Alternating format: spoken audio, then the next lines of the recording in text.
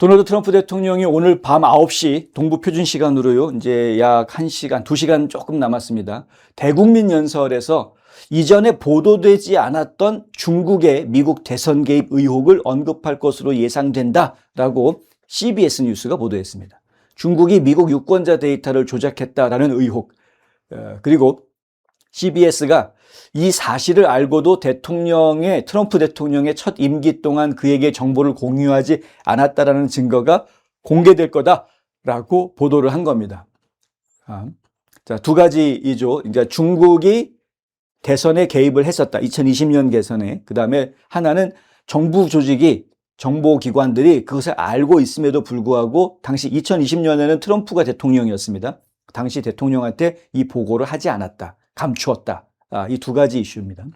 로이터 통신도 회의 내용을 잘 알고 있다라는 4명의 소식통을 인용해서 백악관은 중국 및 중국의 미국 선거 개입 능력과 관련된 민감한 정보를 공개하는 방안을 검토 중이며 일부 트럼프 행정부 관계자들은 이 정보가 오해를 불러일으킬 수 있다고 우려하고 있다. 이렇게 보도했습니다. 로이터 통신은 트럼프 대통령이 이번 연설에서 자신의 첫 임기 동안 수집하고 분석한 해당 정보를 공개할 가능성이 있으며 외국이 미국 선거에 개입할 수 있도록 허용하는 투표 시스템의 취약점에 대한 정보를 제시할 것으로 예상된다. 이렇게 보도합니다. 그리고 오늘 캐롤라인 레빗 백악관 대변인 오늘 이제 정식 근무에 복귀한 첫날이었는데 오늘 백악관 대변인으로서 기자들한테 또 그런 얘기를 했습니다. 깜짝 놀랄 이야기가 나올 것 같다. 그런데 어떤 얘기인지 미리 얘기해 줄 수는 없다. 반드시 그 생방송 시청해라. 뭐 이렇게 이야기했습니다. 오늘 밤 대국민 연설에는 존 래클리프 CIA 국장, 캐시 파텔 FBI 국장, 빌 풀테 국가정보국장 대행, 마크 웨인 멀린 국토안보부 장관, NSA 위원장도 좀 참석하는 것으로 알려져 있고요. 여러 기관의 수장들과 내각 구성원들이 참석할 것으로 알려졌습니다. 캐롤라인 레빗 백악관 대변인은 늘 그렇듯 익명의 소식통들이 트럼프 대통령이 목요일 저녁 연설에 무슨 말을 할지 추측하는 보도들을 내놓고 있는데 사실 트럼프 대통령이 최종적으로 무슨 말을 할지는 아직 아무도 모르기 때문에 모두가 방송을 시청해야 한다. 이렇게 이야기했습니다. 나도 모릅니다. 뭐 이런 얘기를 하는 거죠. 그런데 깜짝 놀랄 거라고 또 얘기를 합니다. 헷갈립니다. 중국의 2020년 대선 선거 개입 문제는 계속 정치적 논쟁거리로 남아 있습니다. 여러분들이 오늘 트럼프 대통령의 연설을 보시기 전에 먼저 이걸 좀 알고 보시면 도움이 되실 것 같습니다. 2021년 3월 달에 기밀 해제된 국가정보위원회의 보고서가 있습니다. NIC라는 조직의 보고서가 있는데요. 중국 당국은 선거 결과에 영향을 미치기 위한 공작을 고려했으나 실행하지는 않았다라는 것이 이 보고서의 결론입니다. 중국이 선호하는 정치적 결과가 나오기는 했다는 거죠. 바이든이 당선되길 바랬으니까 실제로 바이든이 당선되는 그런 결과가 나오기는 했는데 하지만 미국의 강력한 보복 위험을 피하기 위해서 직접적인 개입은 포기했다라는 것이 NIC가 내놓은 분석 결과입니다. 반면에 2025년 중반 그러니까 트럼프 대통령이 백악관에 복귀하고 난 이후에 FBI가 내놓은 얘기를 보면 중국 공산당이 지원한 것으로 추정되는 공작 의혹이 담긴 내부 문건을 상원 법사위원회에 제출하면서 기밀 해제를 했습니다. 이 내용에 보면 중국 측의 행위자들이 불법 우편 투표에 사용할 목적으로 위조된 미국의 운전면허증 수천 장을 제조해서 밀반입하려다가 밀반입했다라는 의혹이 이게 수천 장이라는 표현이 영어를 직역을 해서 이렇게 수천 장이라는 표현이 나오는데 thousands라는 말은 수만 장이 될 수도 있고 수십만 장이 될 수도 있는 겁니다. 그렇죠? 어쨌든 thousand라는 단위가 붙기 때문에 그러니까 이제 수만 장으로 저희는 이해를 합니다. 자, 현재 진행 중인 의회 조사도 있는데 그 현재 진행 중인 의회 조사에서는 당시 FBI 지도부가 광범위한 외국 세력의 부정선거는 없었다라는 기존의 공청회 증언 서사와 말을 맞추기 위해서 2020년 말에 접수된 이러한 첩보를 고의로 묵인하거나 은폐했는지 여부를 지금 들여다보고 있습니다. 아직 결론이 나오지는 않았습니다. 무슨 얘기냐면 부정선거는 없었다라는 결론에 다른 것을 다 끼워 맞추기 위해서 부정선거가 있었던 것 같은데 라고 의심을 일으키는 그러한 증거 자료들에 대해서는 일부러 다 감추었던 것 아닌가, 이 과정 중에서 지금 위증을 한 사람도 있는 것 아니냐, 이런 것들을 지금 의원들이, 연방 의원들이 지금 다 찾아보고 있다라는 이야기입니다. 현재 진행 중. 2020년 여름부터 가을 대선 직전 사이에 FBI 올버니 지부에서는요, 한 기밀 정보원으로부터 중국 공산당이 개입된 선거 조작 모의 첩보를 입수했습니다. 중국 정부가 미국의 틱톡 사용자 수백만 명의 이름과 주소, 데이터를 수집한 뒤에 이를 도용해서 수만 장의 가짜 미국 운전면허증을 대량 제조했다라는 내용이 바로 그 첩보의 내용입니다. 이 정도 첩보가 입수가 되면 당연히 수사를 안 할 수가 없는 것이죠. 이 위조 신분증들을 미국 내로 밀반입해서 중국 공산당에 우호적이거나 미국 선거권이 없는 중국계 유학생 및 이민자들이 조 바이든 당시 후보에게 조직적인 불법 우편 투표를 하도록 지원하려 했다라는 혐의를 받고 있습니다. 직접 투표소 현장에 나오면 생긴 게 다르기 때문에 너무 눈에 띄니까 우편 투표를 통해서, 우편 투표 간단하거든요. 신분증만 있으면은 바로 온라인으로 들어가서 유권자 등록을 하면 됩니다. 온라인으로 유권자 등록을 할 수가 있고, 신분증 번호, 신분증 사진 찍은 거 제시하면 되는 거고요.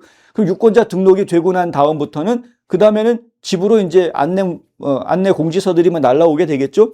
그리고 나는 우편 투표할래요라고 신청하면 됩니다. 어떤 주에서는 신청조차 할 필요가 없이 그냥 등록만 해놓으면 우편 투표용지가 집으로 우편으로 날라옵니다. 어떤 주들은 그렇게 하는 주가 있고, 어떤 주들은 나는 우편 투표를 할 테니까, 난 부재자 투표를 할 테니까 투표용지를 우리 집으로 보내주세요. 신청하면 됩니다. 그러면 집으로 오죠.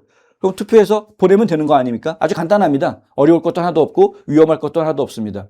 특히 이 같은 조작을 FBI 지도부가 은폐하려 했다라는 의혹까지 제기가 되면서 파장이 커졌습니다.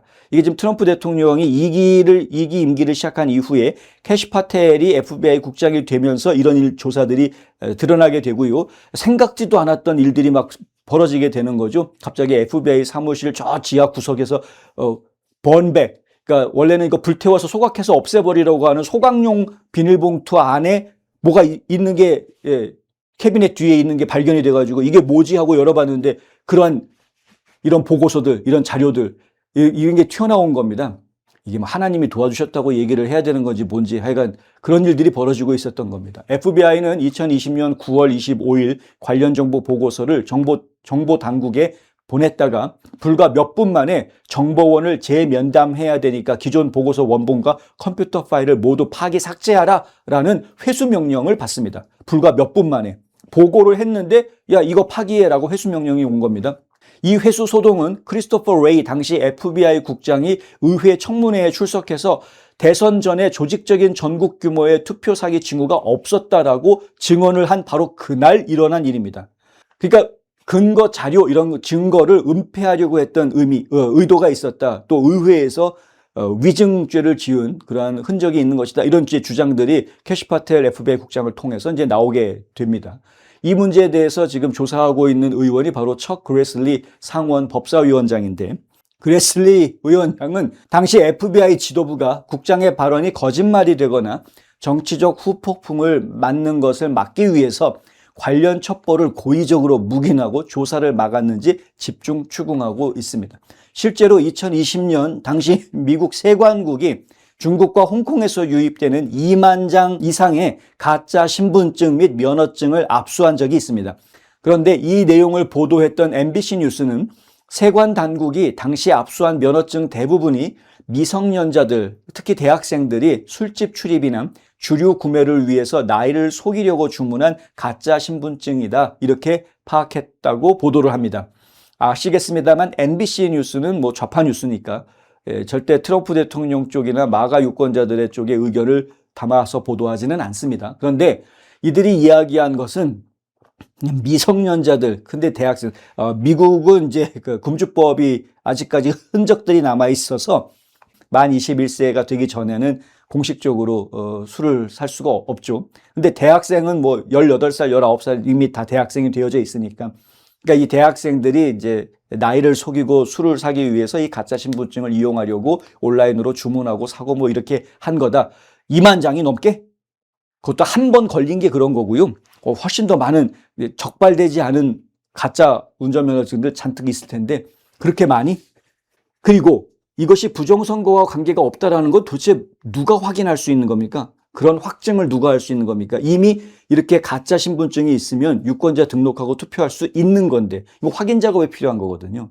애들이 술 사 마시려고 한 거예요 라고 이야기하기에는 정말 그것만으로 끝났다고?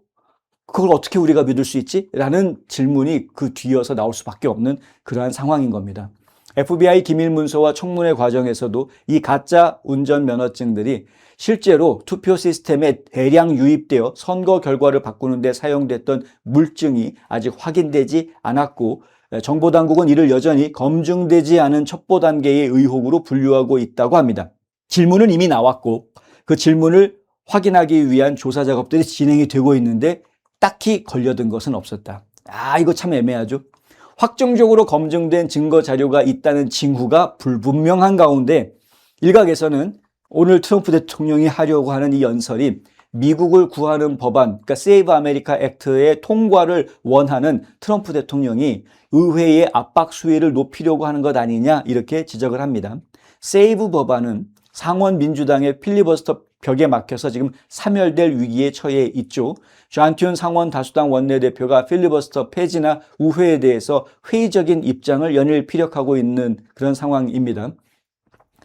하원 공화당 지도부의 주도로 예산 조정 방식으로 돌파구를 찾기 위한 그런 노력이 지금 계속 진행되고 있습니다. 오늘 같은 경우에는 오늘 얘기하기 전에 그저께는 국방수권법에다가 이 세이브 아메리카 액트를 포함시키려고 했었습니다. 그래서 세이브 아메리카 액트를 국방수권법에 포함시키기로 하는 결의안이 당론에 따라서 아주 간발의 차이로 통과가 됐었습니다.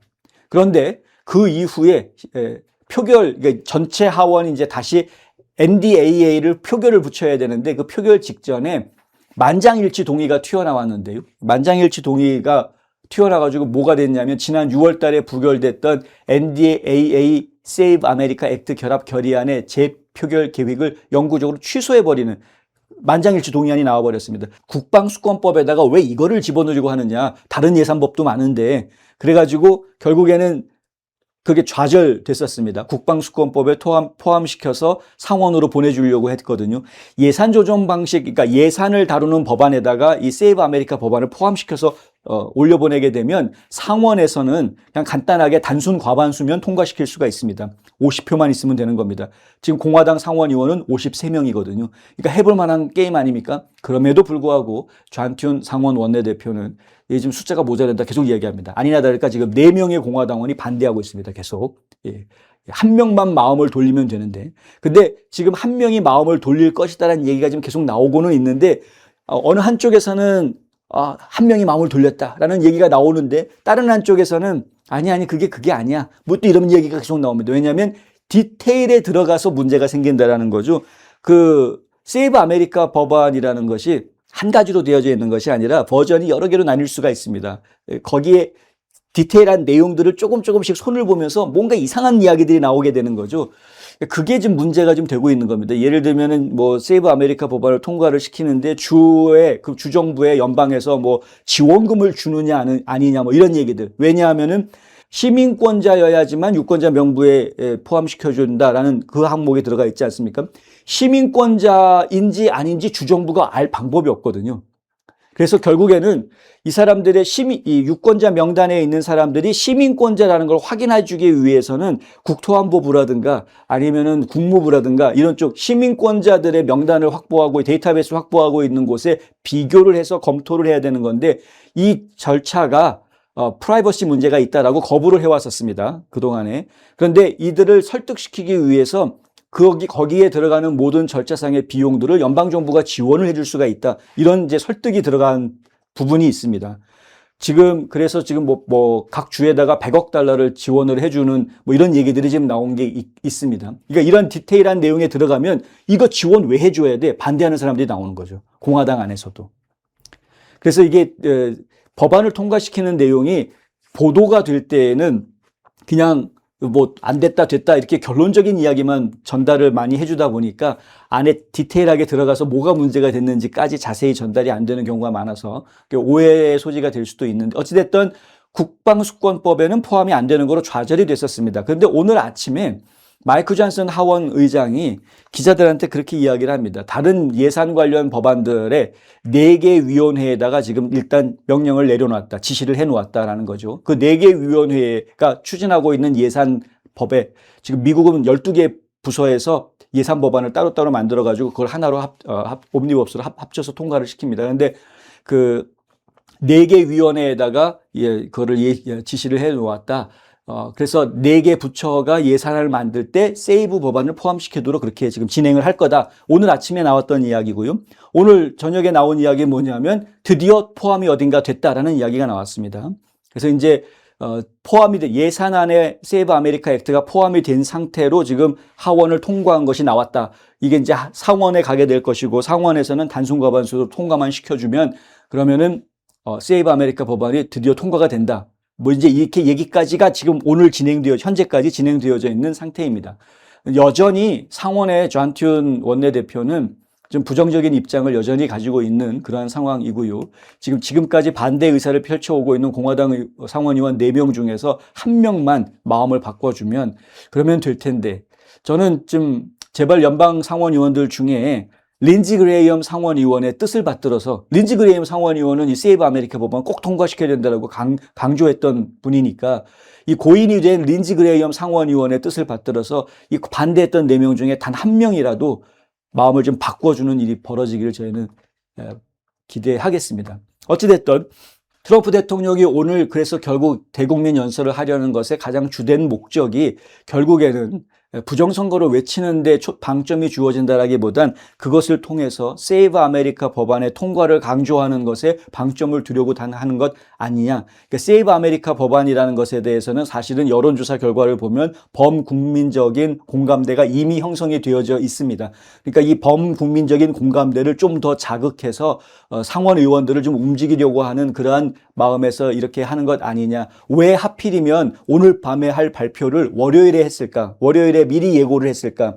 그 이유가 결국에는 하원에서 이렇게 세이브 아메리카 법안을 다른 예산 법안에다가 포함시키는 작업을 진행시킬 수 있는 시간을 벌기 위해서 이렇게 해왔던 것 아니냐. 뭐 이제 이런 추론들이 가능해지는 것이죠.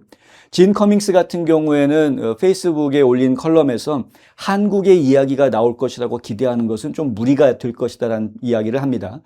뭐 중국의 선거 개입 이야기 충분히 나올 수 있는 부분이긴 하지만 지금 한국의 많은 분들이 기다리고 있는 한국발 해킹이라든가 혹은 뭐 대한항공발 무슨 가짜 투표용지 뭡니까 수송 문제라든가 이런 이야기들은 아마 트럼프 대통령이 오늘 얘기하지 않을 가능성이 더 크다 이렇게 지적을 하고 있습니다. 어떤 이야기를 어떻게 진행을 할지는 저희가 지켜봐야 되겠습니다. 그런데 트럼프 대통령이 중국을 언급하기로 마음을 먹은 것으로 보이고요. 만약에 중국을 언급한다라고 이야기하게 되면 결국에는 초한전 이야기가 나올 수밖에 없는 것이고요. 초한전 이야기를 하게 된다고 하면 그것은 결국에는 일파만파 오늘 트럼프 대통령이 하는 발언과 오늘 제시하는 기밀 해제한 문서 공개 이런 것들이 결국에는 일파만파 계속 걷잡을 수 없이 커질 수도 있을 것이다. 이 트럼프 대통령의 발언을 바로 이어받아서 한국에서 그것을 어떻게 터뜨리느냐는 또 다른 이슈가 될 수도 있을 것 같다. 이렇게 말씀을 드릴 수 있을 것 같습니다. 재미있는 것은요, 어제 상원에서 있었던 인사청문회 중에서 클레이튼에 대한 청문회, 그러니까 이제 국가정보국장 청문회 얘기입니다. 국가정보국장 청문회를 하는데 민주당 의원들이 개떼같이 달려들어가지고 2020년에 누가 대통령 당선됐냐 따지고 물었습니다. 근데 클레이튼 입장에서는 대답을 해줄 수 있는 거 아니면 2020년에는 조 바이든이 당선됐죠 라고 대답해 줄 수 있었을 텐데 그렇게 대답하지를 않았습니다. 그냥 그해 선거가 이렇게 인증을 받았다. 뭐 이 정도 얘기. 조 바이든이 당선된 그 해에 대통령 선거가 뭐 인증을 받았다. 이렇게 얘기하고 정식으로 바이든이 국민들이 뽑은 적법한 대통령이다라는 이야기는 일체 나오지가 않았습니다. 왜 그런 일들이 벌어졌느냐? 지금 민주당 쪽에서는 쫄고 있는 거거든요. 조 바이든이 불법한 대통령이었다는 이 국민들이 뽑은 대통령이 아니라 부정선거로 당선됐던 대통령이었다라는 역사 기록을 남기는 것에 대해서 지금 민주당 사람들은 아주 초긴장 상태에 있는 겁니다. 그것이 중국 공산당과 민주당 정치인들 간에 커넥션이 있었다라는 이야기가 나오게 되면 이거 아주 그냥 기절초풍할 일이 벌어지게 되는 것이죠. 그럴 가능성도 있습니다. 일각에서는 또 어떤 이야기가 나오고 있냐면요. 이거 최근의 이야기는 아닌데 몇 달 전부터 어떤 얘기가 있냐면 비상사태 선포를 할 거다, 대통령이. 그런 얘기도 있습니다. 이거 최근에 나온 얘기 아닙니다. 어떤 분들은 이게 최근에 이런 얘기가 나오고 있다라고 전달하시는 분도 계시던데 아니요. 이게 얘기가 나온 게 작년부터 나온 얘기입니다. 작년부터 어떤 얘기가 있었냐면 올해 11월 중간선거를 안 치를 거다. 이런 얘기들이 있었습니다. 음모론이죠. 왜 그런 음모론이 나왔냐면 공화당이 질 것 같다라. 공화당이 질 것 같으니까 트럼프가 아예 중간선거를 치르지 못하게 하려고 비상 선포를 할 거다. 국가안보 비상사태라는 걸 선포를 하는 겁니다. 일종의 계엄 같은 거죠. 계엄 비슷한 건데, 이 대통령의 권한이니까 지금 이제 이게 국가 비상사태다라고 대통령이 판단을 하면 대통령이 할 수 있는 거죠. 한국과 달리 계엄 선포한다고 뭐라고 할 수 있는 상황이 아닙니다, 지금. 그러니까 미국은 대통령이 마음 먹으면 계엄 선포할 수 있으니까. 그러니까 그런 상황이 돼버리면 그러면은, 얘기가 좀 달라질 수 있지 않겠는가. 그래서 아마 비상사태를 선포를 하면서 자연스럽게 세이브 아메리카 액트를 강행 추진하려고 하는 그러한 움직임이 지금 있는 것 아니냐 이런 추측을 하는 분들도 있기는 있습니다. 그런데 과연 트럼프 대통령이 정말 그렇게 할지 그거는 저희가 솔직히 잘 모르겠습니다. 네. 그러니까 막말로 뭐 계엄 같은 선포를 하고 비상사태 선포를 해놓고 그리고 지금 국가안보 위기 상황이고 중국의 개입을 막기 위해서 지금 미국의 선거법에 세이브 아메리카 법안 무조건 통과시켜야 되고 이거 무조건 지금부터 시행을 해야 되고 그리고 그거 만약에 받아들이지 않을 것 같으면 아예 그냥 중간고사가 아니라 중간 선거 그냥 치르지 마. 차라리 선거 치르지 마. 이거 안보 문제 해결될 때까지 뭐 이런 식의 파격적인 발표가 있을까 과연? 솔직히 상상하기 힘든 이야기죠. 현실적으로 벌어지기는 힘든 이야기입니다. 트럼프 대통령이 헌법 질서를 아는 사람이기 때문에 이제 모르는 사람이라 그러면 예를 들어서 트럼프를 괴짜 내지는 뭐 미친놈 내지는 트럼프는 독재자가 되고 싶어 하는 사람 이런 생각이 머릿속에 가득한 사람이라면 그런 상상을 할 수 있습니다. 그런데 지금 저희가 보아온 트럼프 대통령은 그런 인물은 아니고요. 헌법의 틀 안에서 모든 일을 합법적으로 하려고 하는 인물이기 때문에 그렇게 극단적인 선택을 할 것으로 생각되지는 않습니다.